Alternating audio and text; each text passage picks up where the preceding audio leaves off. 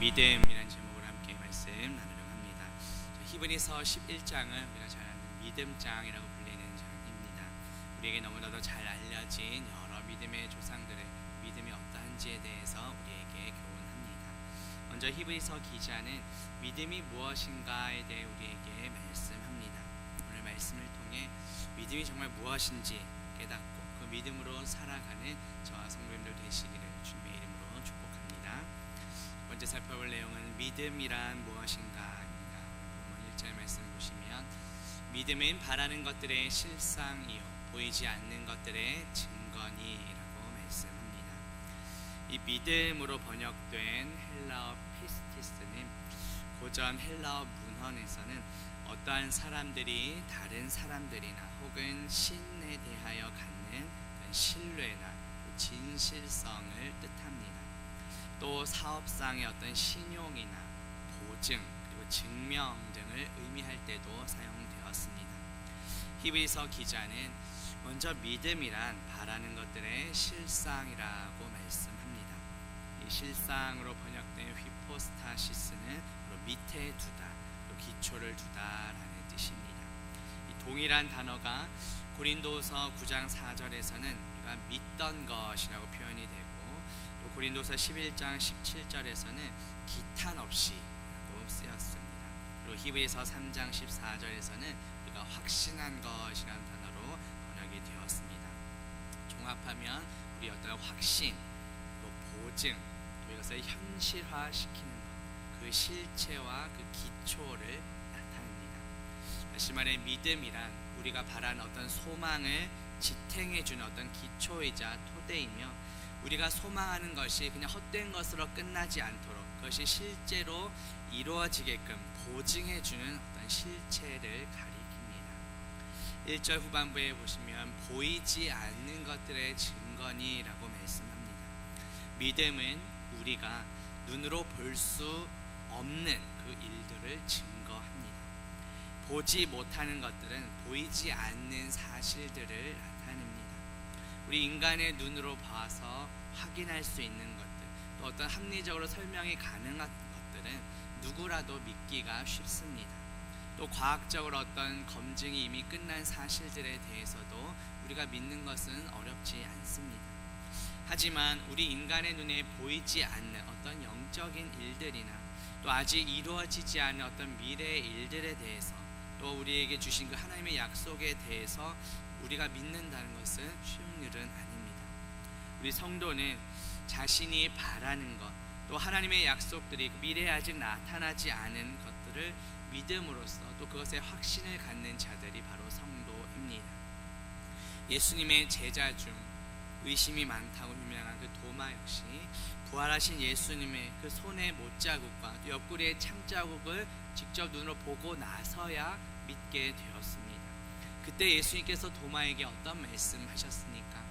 요한복음 20장 29절 말씀에 보면 예수께서 이르시되 너는 나를 본고로 믿느냐 보지 못하고 믿는 자들은 복되도다 라고 말씀하셨습니다. 오늘날 우리는 모두 부활하신 예수 그리스도를 직접 우리의 눈으로는 보지 못했습니다. 하지만 성경 말씀대로 예수 그리스도께서 이 땅에 오셔서 우리 죄를 위해 십자가에서 죽으시고 부활하셨음을 우리는 믿습니다.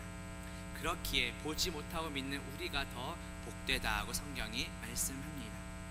로마서 10장 9절 말씀에 보면 내가 만일 내 입으로 예수를 주로 시인하며 또 하나님께서 그를 죽은 자 가운데서 살리신 것을 내 마음에 믿으면 구원을 받으리라 고 말씀합니다.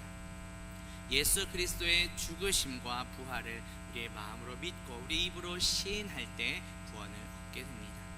이 놀라운 은혜와 복을 허락하신 그 주님께 감사하며 그 구원의 은혜를 증거하며 살아가는 저와 성도님들 되시기를 주님의 이름으로 축복합니다.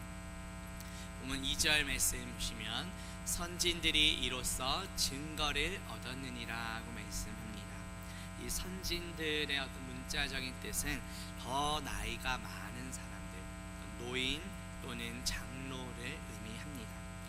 고대 사회에서 장로들은 많은 경험과 또 탁월한 지혜로 인하여 또 사람들로부터 높은 존경과 또 권위를 얻었습니다. 오늘 본문에서는 이스라엘의 조상들을 가리킵니다.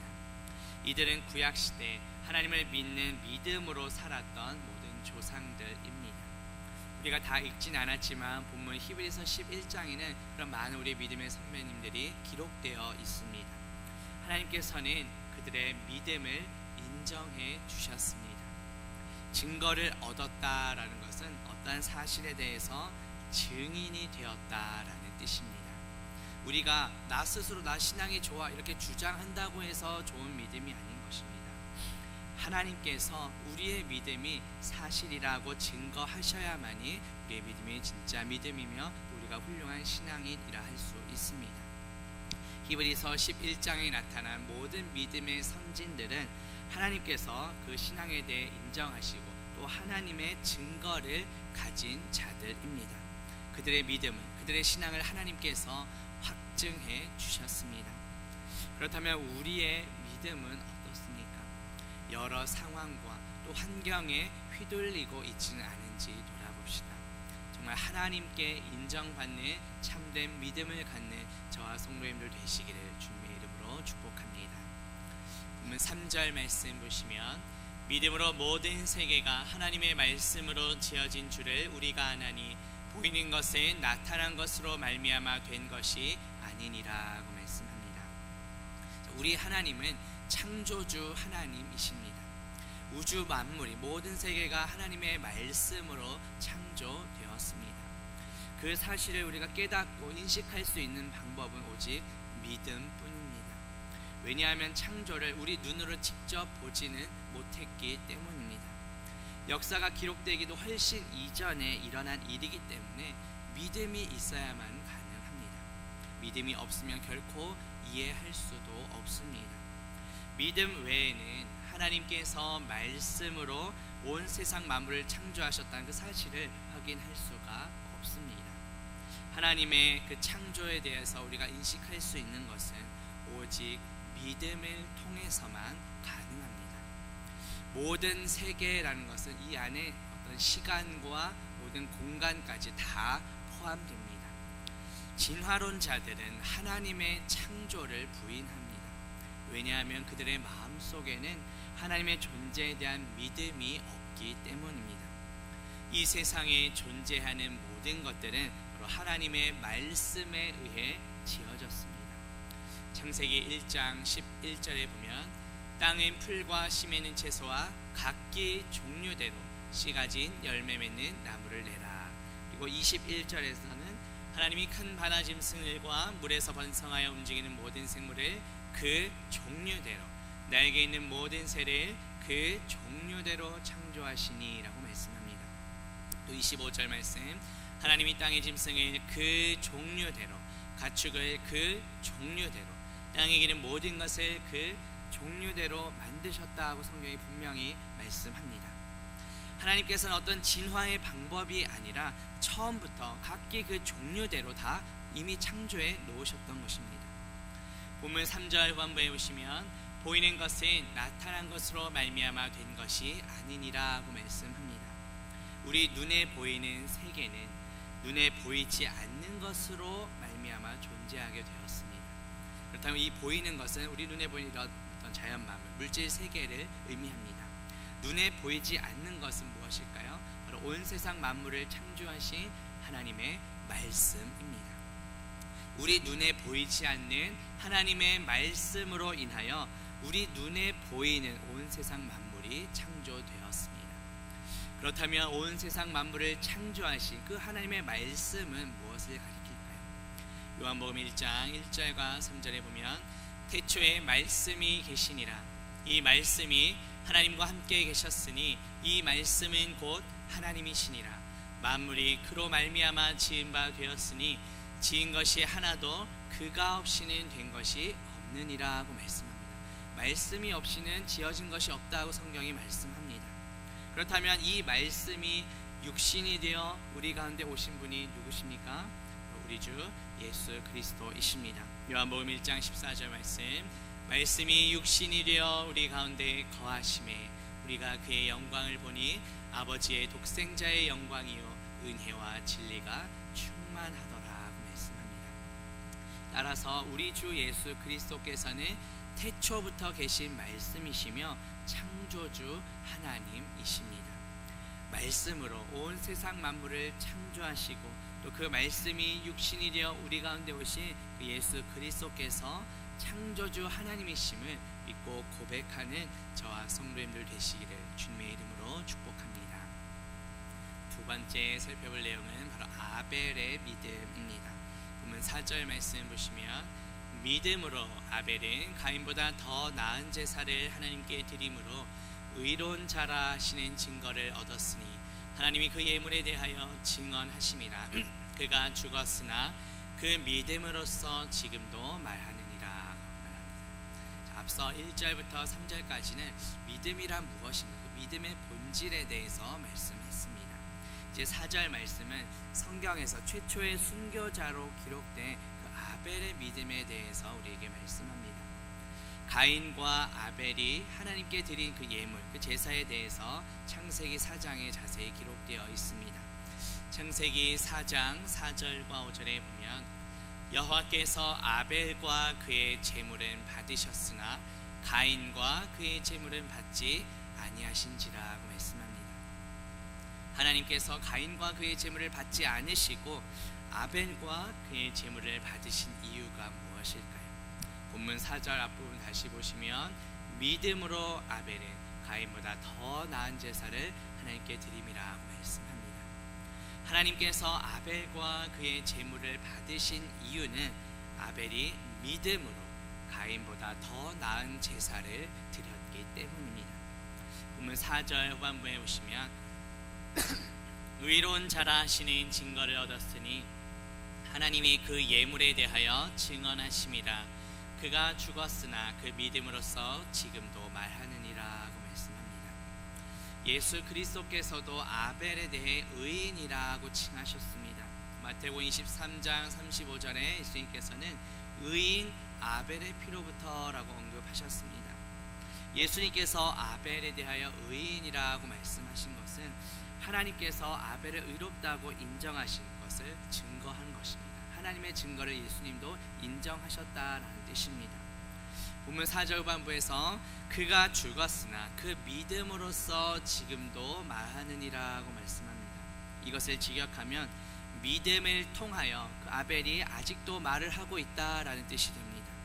아벨은 비록 그 육신은 죽었지만 그의 믿음은 죽지 않았다라는 뜻입니다.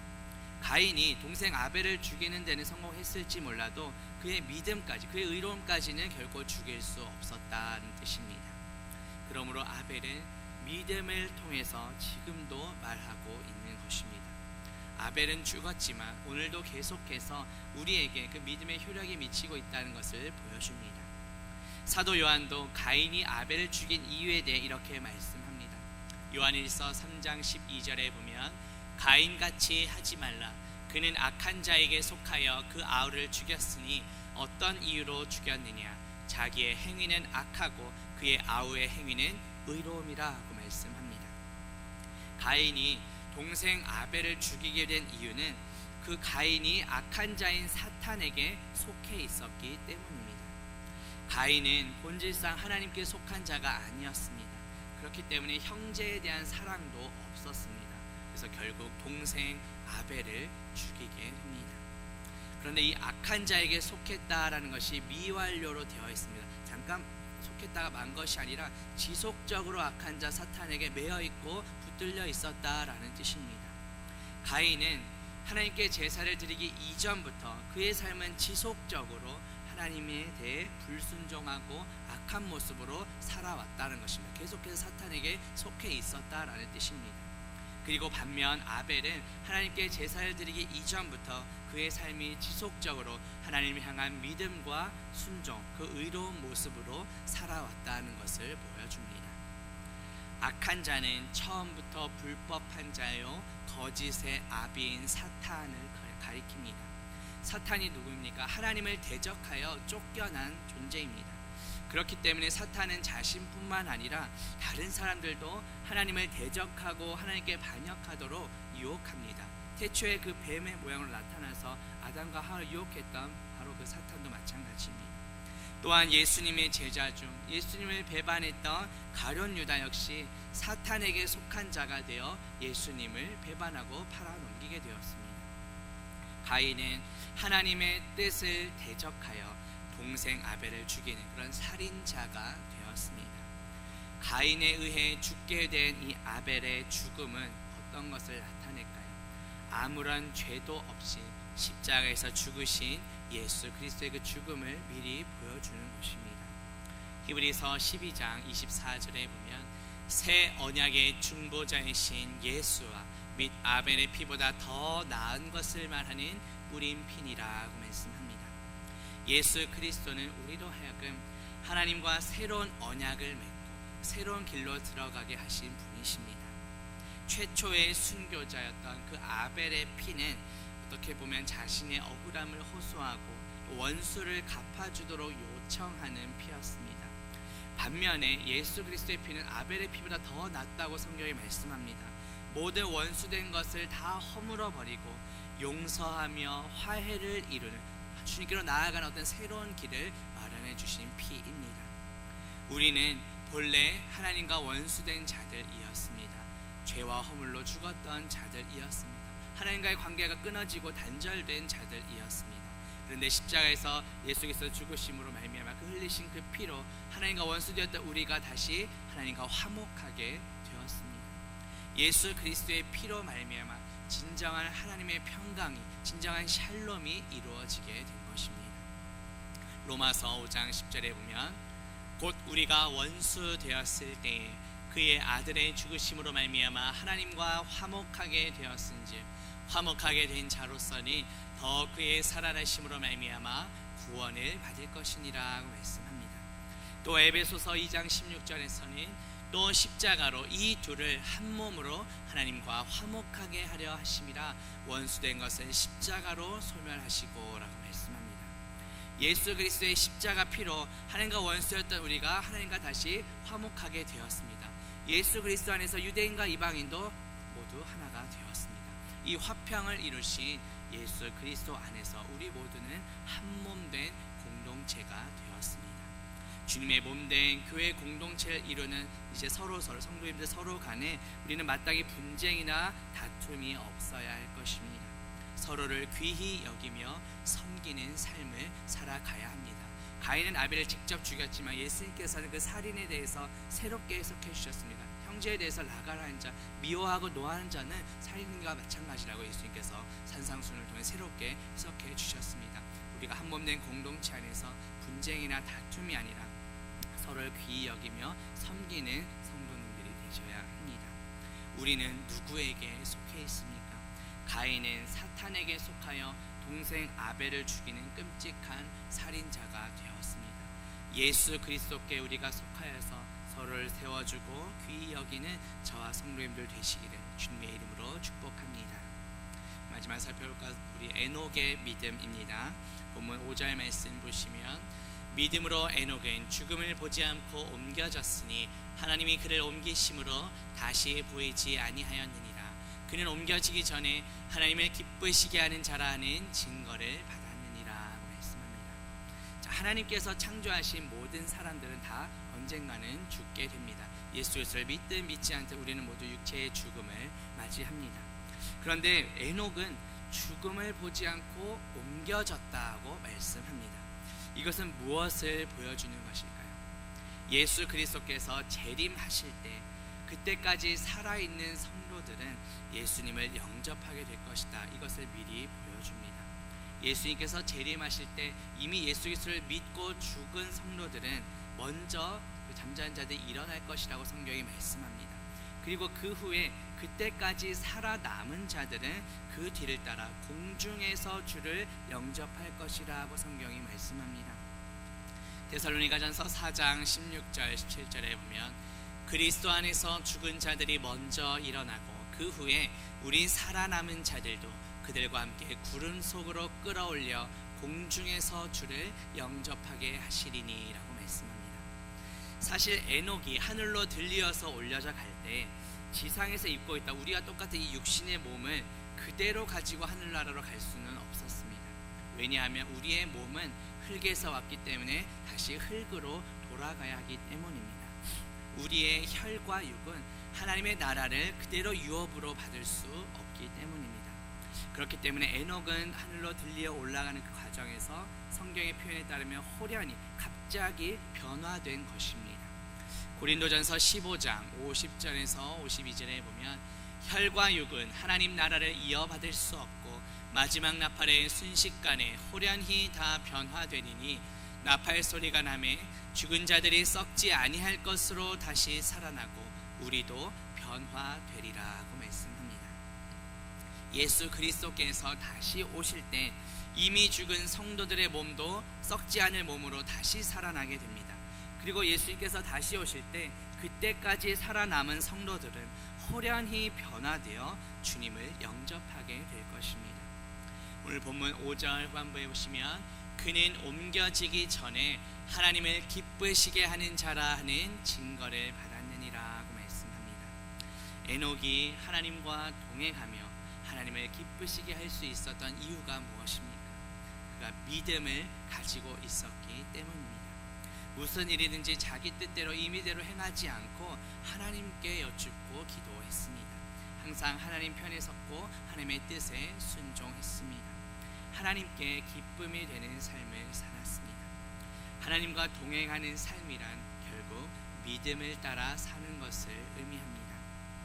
본문 마지막 6절 보시면 믿음이 없이는 하나님을 기쁘시게 하지 못하나니 하나님께 나아가는 자는 반드시 그가 계신 것과 또한 그가 자기를 찾는 자들에게 상 주시는 이심을 믿어야 할지니라고 말씀합니다.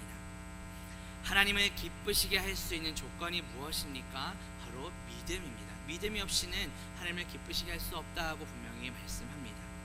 하나님의 기쁨이 되기를 원하는 자는 하나님에 대한 믿음이 없이는 분명히 안 된다라고 말씀합니다. 그래서 기쁘시게라는 것은 바로 만족시켜드린다라는 뜻입니다. 그렇다면 우리는 어떠한 믿음을 가져야 합니까? 6절 후반부에 보시면 반드시 그가 계신 것과 또한 그가 자기를 찾는 자들에게 상 주시는 이심을 믿어야 할지니라고 말씀합니다. 하나님은 존재하시되 언제나 살아 역사하신다는 것을 우리가 믿어야 합니다. 하나님 그냥 과거에만 계시고 지금은 그냥 사라져버린 그런 존재가 아니라 과거부터 또 지금도 앞으로도 영원토록 변함없이 살아계신 분이십니다. 우리는 먼저 이렇게 하나님의 존재에 대한 확신과 믿음을 가져야 합니다. 이러한 하나님의 존재 자체를 부인한다면 그것은 곧 무신론자들입니다.